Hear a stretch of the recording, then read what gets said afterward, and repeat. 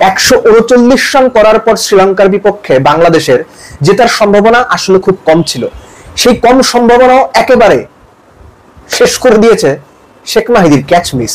ওই ক্যাচটা মিস হওয়ার পর 30 বলে শ্রীলঙ্কা 8টা বাউন্ডারি মেরেছে, 2টা ওভার বাউন্ডারি মেরেছে, পাওয়ার প্লেতে 55 তুলেছে, ম্যাচ ওখানে শেষ হয়ে গেছে। ওই একটা ক্যাচ মিসে সামান্যতম যে সম্ভাবনা ছিল সেটাও শেষ হয়ে গেছে। এবং মুস্তাফিজ উইকেট পাওয়ার পরেও লিটন কেন তাকে সরিয়ে সাকিবকে বল করাতে গেলেন, এই সায়েন্সটা আমি বুঝি নাই।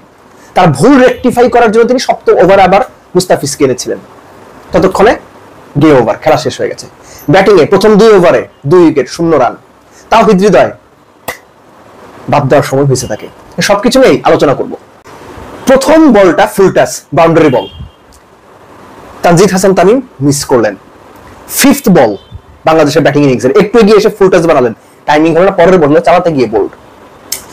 বড় আসর মানে কি তানজিদ তামিমের ফ্লপ দেখতে হবে, এটাই চলবে সৌম্য কিংবা তামিম ইকবালের মতো, আমি জানি না, সম্ভাবনা দেখা দিচ্ছে। পারভেজ ইমন ভাই এত অধারাবাহিক হলে সমস্যা। নাও তাওহিদ হৃদয়, শ্রীলঙ্কা ম্যাচে শ্রীলঙ্কার বিপক্ষে তাওহিদ হৃদয়ের ট্র্যাক রেকর্ড ভালো, কিন্তু এই ম্যাচে তাকে খেলানোটা ভুল সিদ্ধান্ত হয়েছে। আমি পার্সোনালি ফিল করি, ম্যাচের আগের দিন প্রিভিউতে এটা আমি বলেছিলাম। লাইফ পেলেন, 3 রান দিতে গিয়ে রান আউট হলেন, এসব কিছু বাদ দিয়ে তাওহিদ হৃদয়কে আমি পার্সোনালি ফিল করি তাকে বিশ্রাম না ড্রপ দেওয়ার সময় হয়েছে। সেখানে সাইফ, নুরুল হাসান সোহান দুজনকেই যথেষ্ট সুযোগ দেওয়া হোক।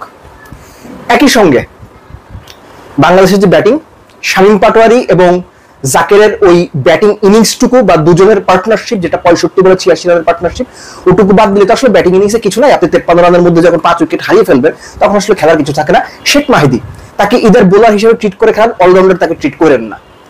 যে গুগলিতে তিনি এলবিডব্লিউ হলেন, ট্রাস্ট মি, পাড়ার ক্রিকেটাররা ঠিক ওরকম এক্সপ্রেশন দেয়, পাড়ার ক্রিকেটারদের চিন্তা ওরকম থাকে। এবং শেখ মাহিদি তিনি ক্যাচ মিসটা পরে আসছে, যেটা আমি একদম শুরুতেই বলছিলাম, শেখ মাহিদি যেভাবে ব্যাট করেছেন খুব আনস্মার্ট ব্যাট করেন তিনি, তাকে দেখতেই আনস্মার্ট লাগে ব্যাটিং এর জায়গাটাতে।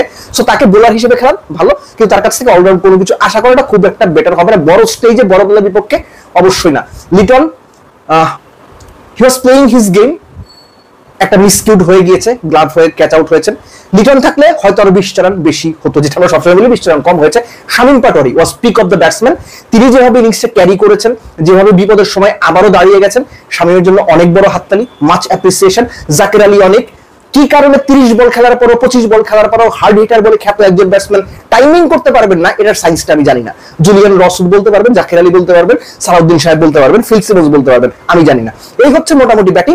139 পর্যন্ত বাংলাদেশ যেতে পেরেছে, সেটাই অনেক, কেননা 0 রানে 2 ওভারে 2 উইকেট, ওখান থেকে 139 যাওয়াটাই অনেক বড় ব্যাপার। বাংলাদেশ স্টার্টটা ভালো করেছিল, মুস্তাফিজ নতুন বলে উইকেট নিয়ে বাংলাদেশকে অন ট্র্যাক রেখেছিলেন। শরীফুলও ভালো বল করছেন, কিন্তু শেখ মাহিদি যখন ক্যাচটা মিস করলেন, শরীফুলের বলে মিশার ক্যাচ, ওটা ভাই রেগুলেশন ক্যাচ। বাংলাদেশের 3rd ডিভিশন ক্রিকেটাররাও ওই ক্যাচ আরামসে ধরে, 100 বারের মধ্যে 100 বার ধরে, কিন্তু আনস্মার্ট শেখ মাহিদি সেটা মিস করলেন। ওই ম্যাচ একটা ক্যাচ মিস পুরো ম্যাচটাকে শেষ করে দিয়েছে। আপনি আমার সাথে একমত নাও হতে পারেন, কিন্তু দ্যাট ইজ দ্য রিয়েলিটি। তারপরে শরীফুলকে 6-4-4, শেখ মাহিদি বোলিং এ আসলেন, বোলিং এসে 11 দিলেন, রিশাদ বোলিং এ আসলেন ওই সিচুয়েশনে, তিনি আবার 18 দিলেন। ম্যাচের আর বাকি থেকে কি ইন বিটুইন মুস্তাফিজ একেবারে কত 10-12 দিয়ে গেছেন। আমার প্রশ্ন আরেকটা জায়গায়, ফার্স্ট ওভারেই উইকেট পাওয়ার পরে কেন মুস্তাফিজকে লিটন সরিয়ে দিলেন অ্যাটাক থেকে? বাংলাদেশ তো ম্যাচ জিততো না, কিন্তু যে থ্রেটটা মুস্তাফিজ তৈরি করেছিলেন, যেভাবে উইকেটটা নিলেন, তাকে সরিয়ে দেওয়াটা ভুল ক্যাপ্টেন্সি, ভুল সিদ্ধান্ত বলে আমি মনে করি। বাংলাদেশের সম্ভাবনা শেষ হয়ে যায়নি।